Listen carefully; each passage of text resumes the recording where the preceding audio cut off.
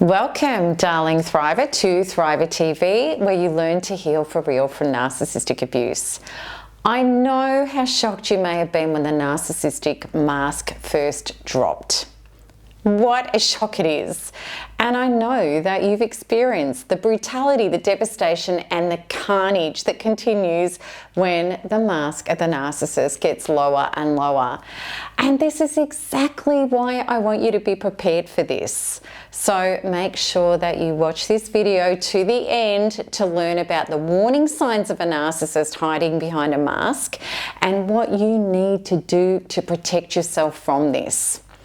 And also, I want to just quickly let you know about my Narcissistic Abuse Recovery Program, which is also known as NARP, which not only empowers you to recognize narcissists and flush them out before you get tangled up with one, but also allows you to powerfully protect yourself against them when their mask falls and they attack.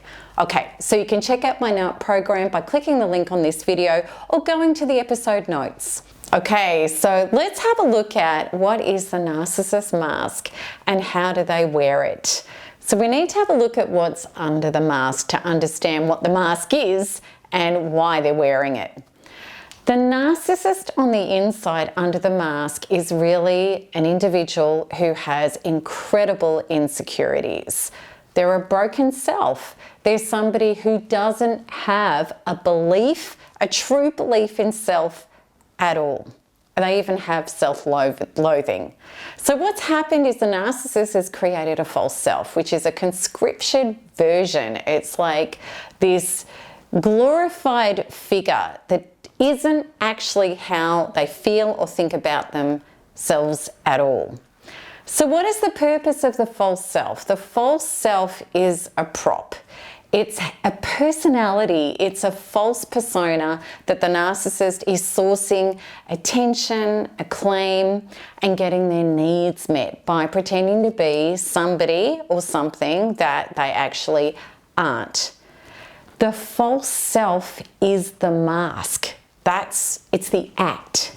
It's this fictitious character that they have created themselves as. Now, because it's a false self, it's fragile, it's false, it's not real. It isn't backed by a solid beingness. In fact, there's no beingness behind it. So it's a bridge between who this person wants to be, who they're pretending to be, and who they really are. And who they really are is somebody who's very angry, easily triggered, very, very insecure, pathologically envious of anybody else who's getting the good stuff or getting attention or getting what they want. And it's also somebody who really believes that they're unacceptable if they were just being themselves. Hence why they're not being themselves. So that's really what the mask is. It's the show, it's the fictitious character. So how can you see the real person under the mask? You may not see it straight away, but how you see it is by sensing or seeing the cracks. And at the start, it'll be something said that feels off. So it could be like they question you, or they don't trust you, or they could get upset on a hairline trigger. They have a reaction that doesn't feel like a normal adult, normal person reaction. The narcissist may try to trigger you with fear or guilt into an action that is a part of their agenda. And, you might wonder how they do that, but I'm going to explain this in a little while. Another thing they can do is they can show annoyance at somebody else getting the attention. They start getting bent out of shape. And also too, they fabricate details or they hide facts. Now that may take a little while to see, but at the start when you first meet a narcissist in any area of life, whether it be a relationship or a business deal or even a friendship or even a neighbor or a boss, co-worker, it may be even more subtle. And maybe you don't have any of their reactions that feel off to go off yet to work it out. one of the ways that you really need to pay attention is maybe this person shines and they're just delightful. The truth is, under that mask, there could be a smiling assassin, metaphorically.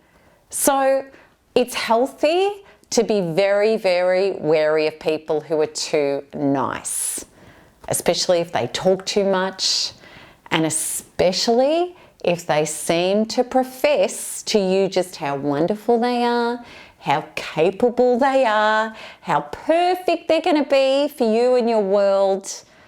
Really be wary of that, because good, decent people don't advertise it.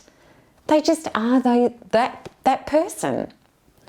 All right, so they're the kind of things that can let you know that things aren't as they seem. Now, narcissists need to put a mask on to be able to secure agendas. So it's things like to love bomb you into a relationship. They're going to act and behave like they're really caring and considerate, and they're really into you and they're very interested about you. That's the mask. To get the business deal, they're going to act really trustworthy and really knowledgeable and very confident. Okay, and there's all sorts of agendas that narcissists can do. They might be after your money. They might want to secure the friendship. They might want to get you into bed. Whatever it is, narcissistic supply, that's the name of the game for the narcissist, so to get energy and attention. So just know this, when meeting a narcissist, if you ignore that incredible intuition that we all have, even if we're broken, we have intuition that warns you that something may not be right, rather than justifying it away or distrusting yourself. Listen to it. And if you proceed, if you go forward, even though that intuition has gone off, you know from past experience, as we all do, that you're going to pay a terrible price. So what do you need to do when you see cracks or you start feeling uneasy? All right? What do you do? What you need to do is honor yourself, because this could well be a narcissist trying to squeeze into your life. So what you need to do is stand strong in what you're feeling. Don't go along, and do not use excuses, which I used to do, and I know lots of you have, where you go, no, it'll be all right. I'm sure it'll be fine. Because what seems to be on offer that's shining like glittery gold is what we want. But listen to your intuition. So what do? You need to speak up. You need to ask questions and see the responses. You need to investigate. Do your background checking. Absolutely. Lay boundaries. Okay, I'm not comfortable with that offer. Let me go away and let me do my due diligence. That's really how you need to be. Don't proceed. Now, the thing is, and I promise you this, if you're unsure and you don't give in to the narcissist and you investigate slowly, the thing is with a narcissist, when they come into your life for whatever it is, they need narcissistic supply very quickly. They need to hook up their agenda. They move fast, they want you to drop your boundaries and your rights, and they want you to trust them, and they enmesh and they hit very fast. So if you back it off and you question, you do diligence, it's not easy to say, and you investigate slowly, you will see the narcissistic mask drop. But the awesome thing is you're going to get to deal with it on your terms. Now, later on, I'm going to tell you what happens when it's not on your terms. We're going to get to that. But let me just start with this, because this is the best way that you can do it. It's the easiest. All right, so let me explain. So this example that I'm going to share with you, it works with any narcissistic deal. But let's take a really common one, love. All right, so you meet a potential partner, you think it could be great, they're telling you all the right things, but something's not quite feeling right. You have to retain your boundaries, and you should be doing this anyway. You don't just drop everything and connect with this person. And that's really what we do when we're needy, when we're reckless, when we put more thought into buying a pair of shoes than with hooking up with a narcissistic partner. It's not healthy. Okay, so what you really need to do is you need to stand back, retain your interests, date platonically, get to know this person's character. You don't invite them straight over to your house. You don't go straight over to their house. You have numerous dates, okay, in neutral territories where there's no expectations. You don't jump straight into bed with them. They have to court you, you date respectfully. Or if you're a man, you court and you date them respectfully and you just don't jump straight into bed, because men get snared by narcissists just as much as women get snared by narcissists.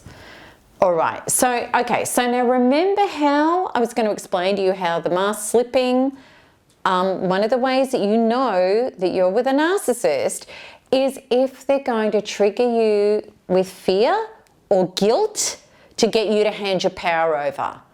Okay, so if you're retaining your boundaries and you're moving slowly and you're getting to know this person's character and you're meeting platonically, the narcissist is going to, because they're not hooking you up quickly, so they're going to come out with a tactic to try to move it faster along. So they may indicate or hint that if you don't want to see him or her, or you don't want to go to bed or whatever, that they're going to move on. Right? They could try that. Or they could try and guilt you and say, well, it's kind of not nice the way you're treating them, the way that you're dating with them. Now, this is going to feel off to you. If you're solid and empowered and you've done your inner work, you know that your rights, your values, and your space to retain your own life, body, and value are sacred. And you're going to end your involvement with this person. You're going to go, nah, this is not a healthy, mature adult that's courting respectfully. Okay? Now, if you've got an underdeveloped inner identity, which so many of us in this community had before doing our dedicated inner NARP work, then you could hand your power over because you're scared of losing this person or you feel guilty, and you could drop your boundaries and you could comply. And before you know it, you're smack bang in a narcissistic relationship. I did that with Narcissist 1 and 2, 100%. If you're honest with yourself, you might have thought, yeah, but I was doing boundaries and I was doing the right thing, and then they said this and, it made sense, so I didn't keep going with it. Now, you can apply this example, the same goes for business deals and everything and anything else that the narcissist will try to hook you up into. It could be anything, it could be a friendship. So now when you've got your power and you end it, absolutely, when you go, nah, this feels off to me, you're trying to push me past what's comfortable for me, and I'm not giving in. I'm saying, okay, no, I'm sorry, I'm not going any further. You will see the mask fall, 100%. But it's going to be pretty benign. It'll be really childish and absolutely of no consequence. And all it is going to do is will confirm to you made exactly the right choice. It's like, you've just shown me who you were. I was right. So it's going to be a comment like, well, I didn't really want to date you anyway. Or it could be something like, well, I had plenty of other options. And, so you just think you're so perfect. Nobody's going to put up with the way you treat people. Or, guys have even said to me when they've held boundaries with narcissistic women that these women have turned around and said something like, come on, tell the truth. You're actually gay, aren't you? Think 5-year-old having a tantrum. That's the mask drop because they didn't get what they wanted. Okay, let's now move on to the more serious case of a narcissist mask falling. So this happens when you're in a committed relationship, you're in a business deal, or, if you have a narcissist as a close family member or any other narcissist, boss, friend, neighbor, whatever. When the mask falls, it's terrible. And it's awful, it's horrible. You're facing this monster. This insane disgusting monster. And it comes on because of, well, it could be a hairline trigger. It could come out of nowhere. Okay, it could come out of all sorts of things, but often it comes out of virtually nowhere. I'm going to explain this to you in a sec. All right, so what he or she does when the mask falls is they're cruel. They will go for what hurts you. They will punish you, and they will dump their disordered true self, which is really deranged and disordered, all over you. They literally will project their unmet parts that are broken and disordered onto you and try to emotionally annihilate you. It's almost like they're trying to kill off that part of themselves that they never deal with. It's horrible. How does this affect you? You experience shocking trauma. They hit you exactly where it hurts and they rip it open all over again. All right. Now this is, when the mask has started falling, you're in the devalue phase of your relationship with a narcissist, any narcissist in your life, because how it is idolization. When you're the best thing since poached eggs, this person thinks you're just wonderful supply. Then the mask is falling and you go into the devalue phase, and then you're going to go into the discard phase where I don't want to be with you, get out of my life, I loved you one minute, I hate you the next, all sorts of terror. And the thing is, you're going to keep going over and over and over through these cycles. So what happens is when you're discarded, then often somehow you get back together, the narcissist hoovers you or promises never to do it again, which of course is a falsity, or you feel so broken that you hand over more parts of yourself to get back with this person. Now, every time this cycle happens and the abuse happens, when the devalue happens, the mask is going to get lower and lower and lower, and you are going to see more and more and more of this deranged, disordered true self. And there is no coming back from this, none. Once that mask falls, there's no coming back. You're going to get more of it and worse of it. So how do you deal with the narcissist mask falling? Okay, how do you deal with this? I'm just going to be so straight with you. You actually can't deal with it. There's no way to deal with it. You cannot talk sanity to insanity. You cannot put order in disorder, and you cannot make a crocodile roll over while you scratch its belly and it's going to lick you and play with you. You can't deal with these people. There's only one thing that you can do to save your soul, is pull away, heal, and empower yourself. I know pulling away is so hard because you want to get accountability, you want to get sensibility, you want to get safety, you want to stop them doing what they're doing to try to cope and survive it. Problem is, the more that you go in there to try to get sanity, the more insanity you're going to get, the more order you go after, the more disorder you get, the more soothing and care, the more abuse you're going to get. You have to let go, pull away, and heal yourself. And what you're turning in to heal is all of those parts of you that are trauma bonded, that are triggered, that are handing power over, that are trying to get the narcissist give you love, approval, survival, and security, and you're getting the exact opposite. Okay, and when you do pull away and heal yourself, then you're going to be empowered, then you're going to be able to build yourself up to be a being that will never, ever get sucked into a relationship with a false self wearing a mask again. And I'm going to share with you the number one way that you can do this. You can actually heal for real from this, to not only be safe from narcissists now, but also in your future. And that is NARP. That's my Narcissistic Abuse Recovery Program, and I'd love you to learn more about it. And you can do that by clicking the link on this video or go to the show notes description. And if you want to learn more about NARP in a really deep way and experience what quantum freedom healing can do for you to heal you from the inside out, then I'm inviting you into my free webinar, where we go through 2 hours of an explanation, a deep dive, why you've been hooked in, why you've handed power over, and exactly how to reverse it and get free. So again, the link to that is in the show notes, or click the link that comes up on the screen now. And also too, please remember to like this video and share it to help spread the Thriver mission that there is real healing available from narcissistic abuse, because that's what all of my work is about. And as always, I look forward to your comments and your questions below, and I really hope that this has helped you today. So until next time, keep smiling, keep healing, and keep thriving, because there's nothing else to do. Lots of love. Bye-bye.